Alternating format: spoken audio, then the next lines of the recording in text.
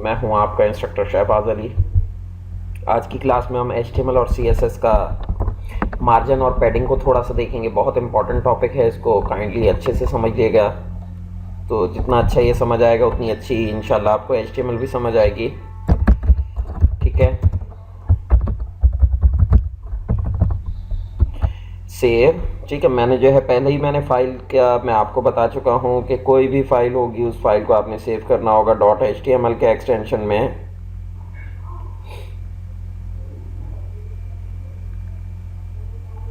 तो उस फाइल को आपने सेव करना होगा .html के एक्सटेंशन में। मैंने अपनी फाइल को जो है सेव कर लिया है, .html के ही एक्सटेंशन में सेव किया है। HTML CSS मार्जिन पैडिंग नाम मैंने इसको दे दिया है, कुछ इस तरीके का।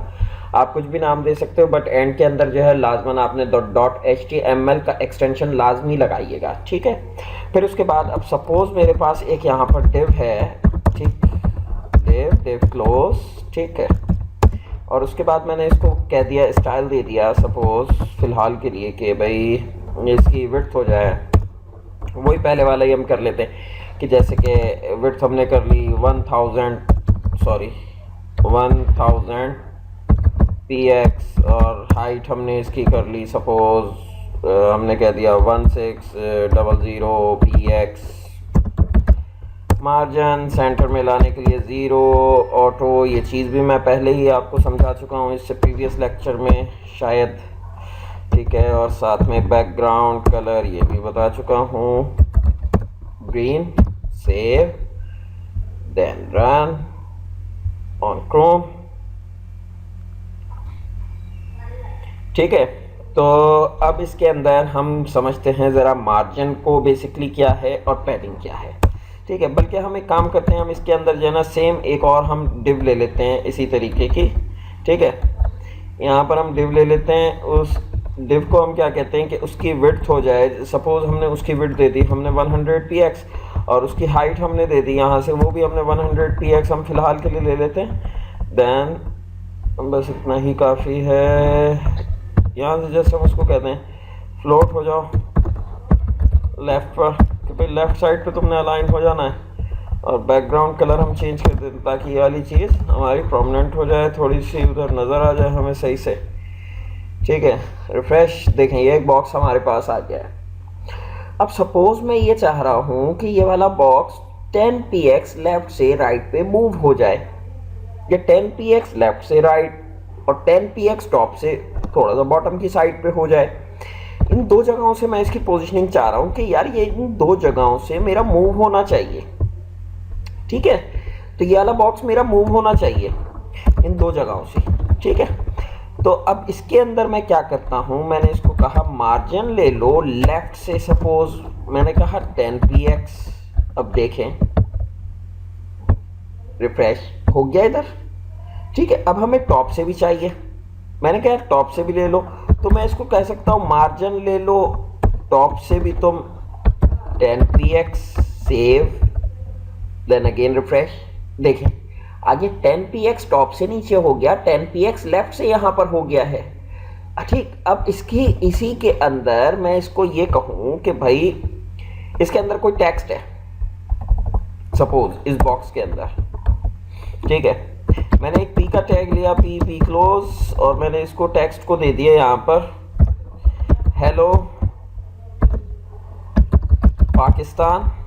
सेव, देन हमने कहा रिफ्रेश, हेलो पाकिस्तान इसके अंदर लिखा हुआ आ गया। अब ये टॉप से इतना नीचे, इस वजह से बाय डिफॉल्ट जो है वो मार्जिन उठाता है कोई भी हमारा टैग। मेजॉरिटी ऑफ टैग्स जो है वो बाय डिफॉल्ट मार्जिन उठा रहे होते हैं, तो इसकी वजह से इसने लिया भाई आगे जब हम प्रोफेशनल काम करेंगे या जो हम लोगों के इस तरीके के कोर्सेज होंगे बाकायदा डिज़ाइन हुए हुए, उसके अंदर इन तमाम चीज़ों को बाकायदा प्रोफेशनल वे में जो है किस तरीके से हम लोगों का टेम्पलेट तैयार हो रहा है, वो सारा का सारा काम हम उस चीज़ के अंदर करेंगे। ठीक है, बट अभी समझने के लिए क्या है कि यार अब ये इसके अंदर आ तो गया, बट अब इसके अंदर एक इशू आ रहा है कि ये इधर से चिपका हुआ है। कहीं पर भी किसी भी वेबसाइट पे आप देखेंगे तो ये चीज़ इधर से चिपकी हुई नहीं होती है, थोड़ी सी तो इधर हो जाए। अब मैं उस चीज़ के अंदर क्या करूँगा कि मैं इसको ये कहूँगा कि जब भाई अब तुम, अगर मैं इस मेन कंटेनर को बोलूँ कि पैडिंग ले लो लेफ्ट साइड से 10 px। Save, then refresh.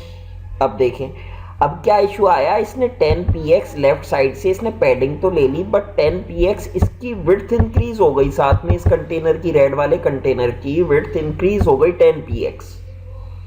ठीक है, अब अगर मैं इसको 10 px ही, मैं इसको ये कहता हूं कि भाई तुम 10 px ही तुम ले लो राइट साइड से भी, तो ये 10 px राइट साइड से भी ले। अब देखते हैं, ये देखो 10 px इंक्रीज हो गई, बट ये कंटेनर हमने इंक्रीज नहीं करनी है इसकी। इसकी वजह क्या है भाई 10 px इंक्रीज ना करने की? अगर मेरा इस जगह पे कोई कंटेनर हो, इस जगह के ऊपर, इस एरिया के अंदर कोई कंटेनर हो, इसकी फिक्स, उसमें भाई हमने 100 px की बेसिकली हमने ये ली थी ना, ये वाली डिव हमने 100 px की ली थी। अब हम इसकी यहाँ पर हमारे पास 900 px का स्पेस बाकी है ना, इसकी विड्थ तो 100 px है, 1000 px में से 100 px चले गए, बाकी कितने बचते हैं? बाकी बचते 900 px। अब हम एक काम करते हैं, हम नीचे जो है ना, हम एक 900 px की हम एक डिव ले लेते हैं ताकि हम देखें। तो कॉपी पेस्ट, और हम इसकी विड्थ यहाँ पर कर देते हैं 900 px सपोज, और जस्ट हम बैकग्राउंड कलर हम चेंज करके हम ग्रे कर लेते हैं। अब इसके अंदर भी पैडिंग दी हुई है हमने, ये देखें, ये हमने ऊपर से कॉपी पेस्ट किया, तो इसमें भी पैडिंग लेफ्ट से भी है, राइट से भी है, इसी तरीके से जो ऊपर वाली में प्रॉपर्टीज थी वो थी। अब ये नीचे आ गया, बट हमें तो ये चीज़ यहाँ पर चाहिए। अब यहाँ पर चाहिए के लिए हमने क्या करना है, सबसे पहले तो मैं ये वाला मार्जिन ख़त्म कर देता हूँ कि आपको कुछ चीज़ें और भी क्लियर हो।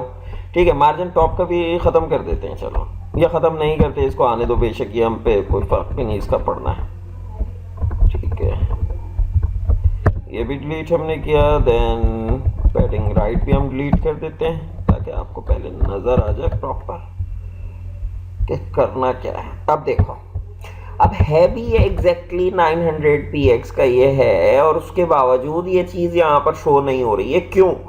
क्योंकि 10 px इसको आपने पहले पैडिंग आपने लेफ्ट से दी हुई है 10 px, मार्जिन आपने 10 px का लेफ्ट से लिया हुआ है, इसी तरीके से आपने पैडिंग राइट से 10 px की ली हुई है। तो 10 और 10 20 px आपने ऊपर वाले 100 px वाले कंटेनर की, यानी कि इस वाले कंटेनर की आपने ये बढ़ा दी 10, और 10 20 px आपने ये बढ़ा दी, और मार्जिन ही आपने लिया हुआ है लेफ्ट से भी, मतलब आपने इस कंटेनर को जो इधर मूव करवाया वो भी तो 10 px आपके काउंट होंगे ना, तो वो भी आपने लिया हुआ है, टोटल हो गए 30 px। अब अगर मैं इस वाली डिव के अंदर से 30 px कम कर देता हूँ, सपोज मैं इसको ये कहता हूँ कि 870 px हो जाओ, देन सेव और देन रिफ्रेश। अब देखें, अब ये सेट आ गई यहाँ पर। क्यों? क्योंकि अब उसको एक्चुअल जगह मिली है। हाँ भाई, इस जगह के ऊपर अभी जगह बाकी है, मैं इधर ही चली जाती हूँ।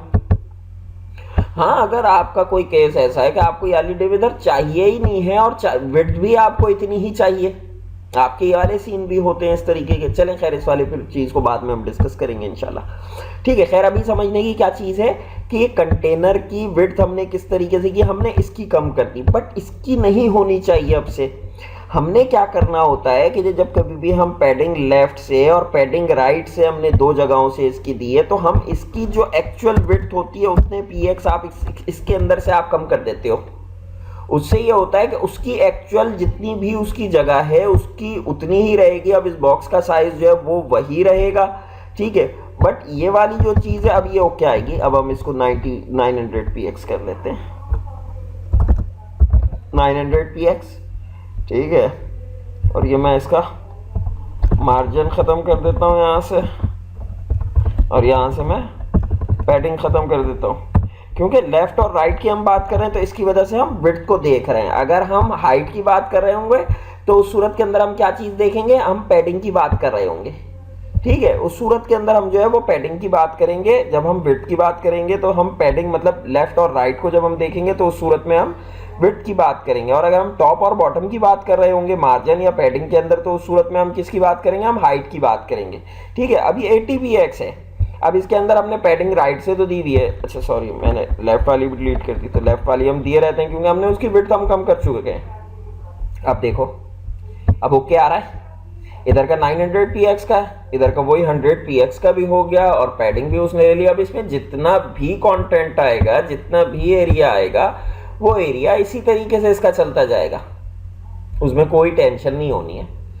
ठीक है, आई होप आपको ये वाली चीज़ समझ आई होगी। ये चीज़ बहुत काम की है, मार्जिन और पैडिंग। और इसकी अगर मैं आपको बिल्कुल शॉर्ट करके मैं अगर आपको बताऊं कि जो ये बिल्कुल शॉर्टकट में, तो मार्जिन जो है वो किसी भी एलिमेंट या किसी भी डेटा या किसी भी कंटेनर के बाहर से अप्लाई होता है मार्जिन, और जो पैडिंग होती है वो अंदर की साइड से, इनर साइड से अप्लाई हो रही होती है। ठीक है, तो इस चीज़ को थोड़ा सा जहन में रखिएगा। और अगर कोई भी कंफ्यूजन हो, कोई सवाल हो ऐसा जो कि पूछना हो, क्योंकि शुरू में कंफ्यूजन भी आएगी, बहुत सारी कंफ्यूजन्स आएंगी, बट अपनी कंफ्यूजन क्लियर करिएगा, प्रैक्टिस करिएगा।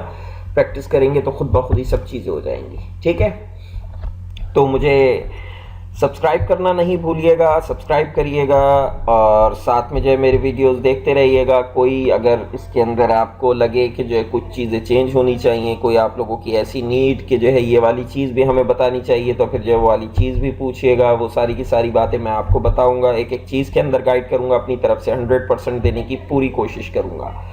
किसी को कुछ भी चाहिए हो तो वो ईमेल भी मुझे कर सकता है डायरेक्टली इस ईमेल एड्रेस के ऊपर। उसके अलावा जो है ये मेरी वेबसाइट है, इस वेबसाइट पे भी विजिट कर सकता है। या अगर किसी को कोई पेड कोर्सेज परचेज करने हैं जिसके अंदर मैं एडवांस लेवल के ऊपर बता रहा हूँ, HTML CSS PHP, अभी तो हम लोगों ने ये ब्लॉगिंग ये अपने वेबसाइट स्टार्ट की है आप लोगों के लिए, तो अभी तो इस वेबसाइट पे इतना कंटेंट नहीं है, बट इन फ्यूचर इसके अंदर जो है वो ठीक ठाक चीज़ें जो है मैं डिज़ाइन कर रहा हूँ, इस प्रोजेक्ट को प्लान कर रहा हूँ। ये प्रोजेक्ट अच्छा खासा आपको बड़ा और लेंथी प्रोजेक्ट आपको मिलेगा, बहुत अच्छी खासी आपको इसके अंदर चीज़ें मिलेंगी। ठीक है, तो वो आप जो है चीज़ें देखते रहिएगा और प्लीज़ प्लीज़ प्लीज़ सब्सक्राइब ज़रूर करिएगा। पसंद आए तो लाइक करिएगा, वरना तो फिर कोई अगर मुझसे गलती हो रही हो तो उस चीज़ को मुझे बताइएगा भी ज़रूर। थैंक यू, टिल देन, अल्लाह हाफिज़।